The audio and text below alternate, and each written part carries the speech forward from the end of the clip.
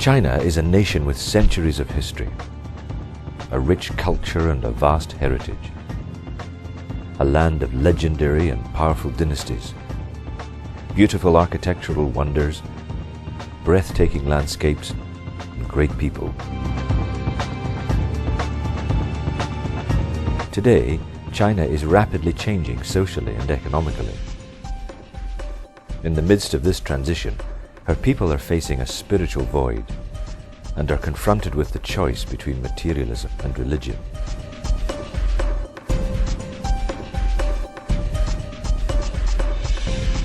Though the Chinese Communist Party still officially upholds the ideology that there is no God, its impact on Chinese society is far less than materialism.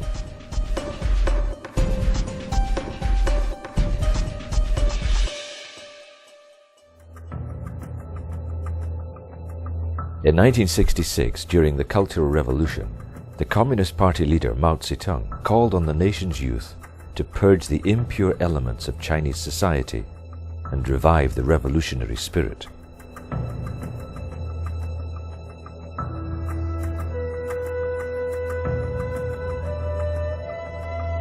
This event drastically increased persecution for Christians in China, and many believers suffered imprisonment, torture, and death.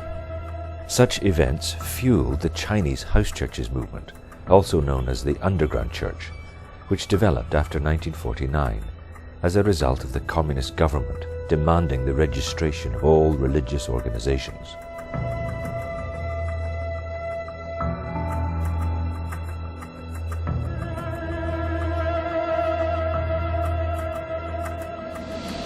Today, China is the largest populated country in the world, with an estimated 1.3 billion inhabitants, which total 19% of the global population.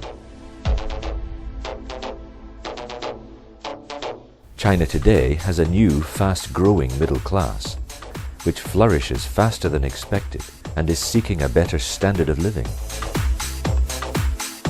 China's fast economic growth has placed the country as a superpower and the second largest economy in the world.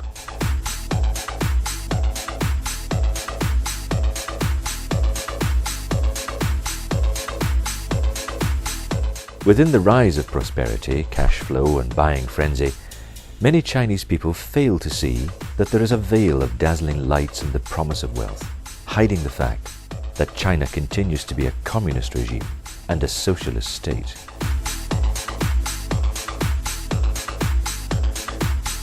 Materialism has been instilled into today's Chinese modern society, where teenagers and young adults focus on acquiring possessions, the latest electronics, clothing, cars, and other luxuries, trying to fill the void in their lives with things that have no eternal or spiritual value.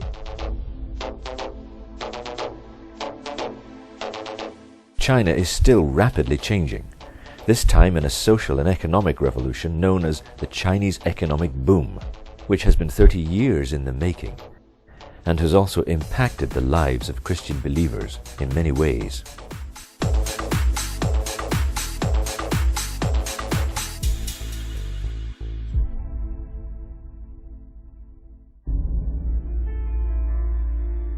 Every day of the week, in at least 60 countries, people are persecuted for their belief in Jesus Christ.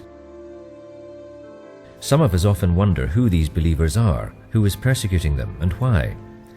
To answer these questions and more, Open Doors International has been gathering data for more than 50 years. The result today is the World Watch List, the best known, most widely accepted, authoritative source of information about the persecuted church. The World Watch List is compiled through extensive research at a field level. The list represents measurements that include places believers are being smashed through violent means, as well as places the church is being squeezed out of existence through more subtle means. Through a scoring grid, the World Watch List takes into consideration which kinds of Christians are being persecuted, where, as well as the level of intensity in any given countries.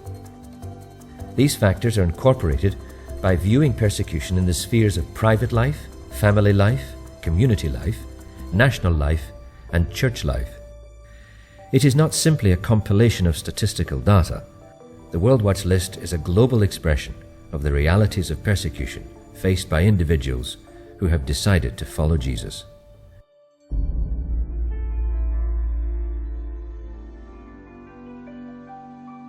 China is number 37 on the World Watch list. Many people around the world today assume that in such a modernized country as 21st century China, no one could be persecuted for their faith. But Christians in this nation still experience certain levels of persecution.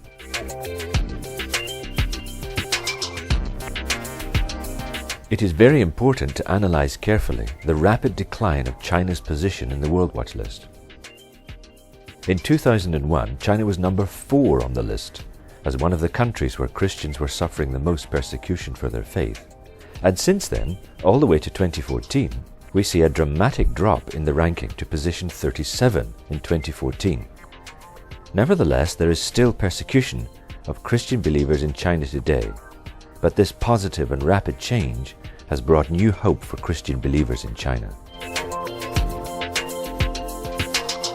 While many people realize a growing degree of religious freedom among Han Chinese Christians, who are the largest ethnic group in China, year after year, these tens of millions of Christians still face different challenges and limitations, but have different strengths too.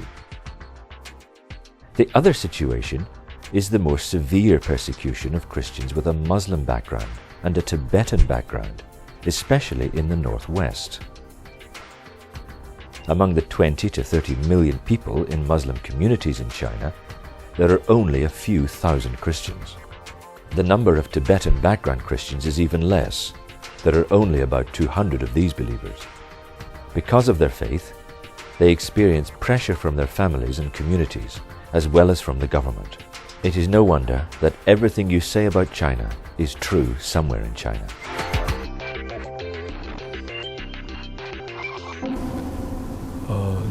其实在中国的这样的发展的时候，教会有很多的教会，甚至一半以上的教会，50%以上的教会并没有改变，所以他们是比较封闭的。还是以前的思想认为教会和社会是完全不能在一起的。还有就是在这样的情况下不能真正的改变的话，我们不能影响这个社会去都相信上帝这样。因为中国教会在牧养方面其实做的不是太好了，所以如果长时间在牧养上还有解释圣经上管理模式上没有什么任何改变的话，很多年轻人会马上流失掉。所以除了城市教会里面，现在农村已经看到普遍这个现象了。城市教会兴起的时候，其实他们在牧养上还有在解经上有很大的改变，还有管理上。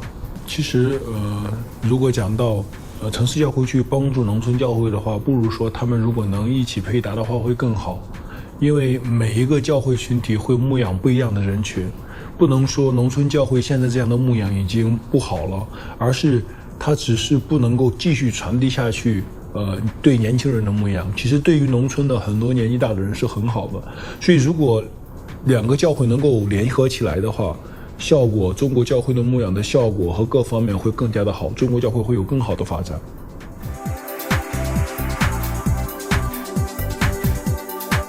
The challenge faced by many leaders and pastors who have spearheaded evangelism is that they are older. And even though there are many young ministers and pastors, they are not thoroughly prepared for the task. Therefore, the urgent need is to train these new young leaders.